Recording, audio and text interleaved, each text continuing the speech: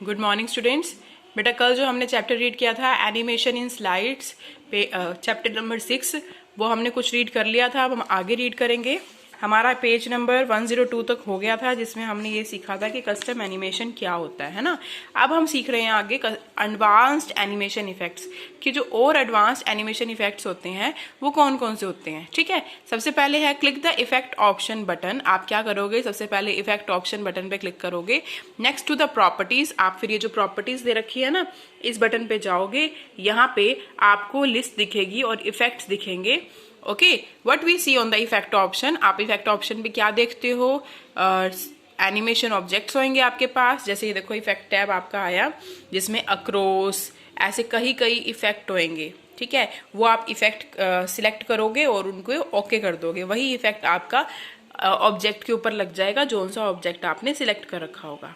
ठीक है, देखो जैसे यहाँ पे एनिमेशन लिखा हुआ है, तो एनिमेशन को अगर आपने एक एक वर्ड को भी, एक एक अल्फाबेट को भी मूव करना है तो आप इससे वो भी मूव कर सकते हो। ठीक है, उसके बाद है बेटा टाइमिंग टैब। इसमें आप जैसे आप उस पे इफेक्ट पे ये टाइमिंग शो करोगे कि आप एक स्लाइड को कितने सेकंड्स तक स्टेबल रखना चाहते हो। ठीक है, तो वो आप टाइमिंग शो कर दोगे। अगर आपको स्पीड बढ़ानी है तो very fast, slow, very slow, ये यहाँ पे स्पीड के ऑप्शंस होते हैं, वो आप सेट कर सकते हो।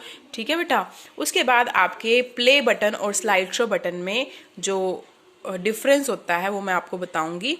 प्ले बटन का मतलब होता है कि हम उस एनिमेशन को प्ले करके देख रहे हैं for the checking. Okay, play button is used,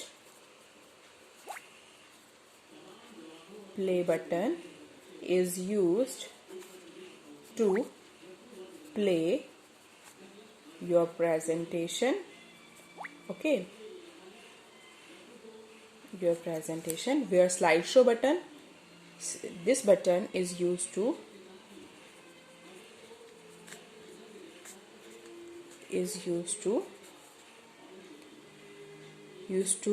present full screen presentation या presentation on full screen। Okay, clear? तो आपने ये लिखना है। उसके बाद है कंट्रोलिंग द स्लाइड मूवमेंट। जो मूवमेंट आपके स्लाइड में होएगी इफेक्ट डालने से, उसको आप कंट्रोल कैसे करोगे, उसके लिए भी आपका एक फीचर है। क्या फीचर है? आपके दो फीचर्स हैं इसमें, ऑन माउस क्लिक और ऑटोमेटिकली आफ्टर। ठीक है, मतलब कि एक स्लाइड अगर आएगी ना बेटा, तो दूसरी स्लाइड को अगर आपने लाना है तो उसके लिए अगर आप ऑन माउस क्लिक पे क्लिक करते हो, जैसे आपने ये चेकलिस्ट है, अगर आपने इस पे क्लिक कर दिया तो आप जितनी बार माउस को क्लिक करोगे तब स्लाइड आएगी नेक्स्ट। अगर आप माउस को क्लिक नहीं करोगे तो नेक्स्ट स्लाइड नहीं आएगी। ठीक है, और इसका दूसरा ऑप्शन होता है कि आपको माउस को टच करने की जरूरत ना पड़े, आप यहाँ ऑटोमेटिकली आफ्टर में क्लिक करके यहाँ पे टाइमिंग सेट कर दो कि 1 सेकेंड 2 सेकेंड आपको कितने सेकेंड तक एक स्लाइड को स्टेबल रखना है, भी वो स्क्रीन पर इतने सेकेंड तक रहे। ओके, तो ये भी आप कर सकते हो। तो ये दो ऑप्शन है जिससे आप कंट्रोल कर सकते हो उसकी मूवमेंट को। ओके, उसके बाद नेक्स्ट है, अभी आपसे डिफरेंस पूछ रहे हैं कि इन दोनों में डिफरेंस क्या है।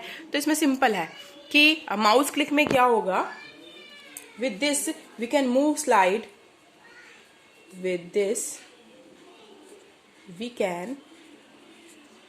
Can move slide after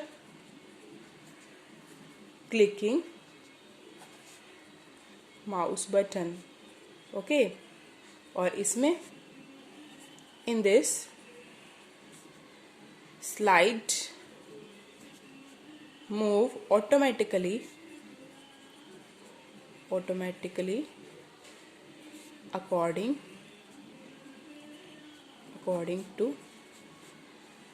to the set timing। Okay, बस ये लिखना है आपने।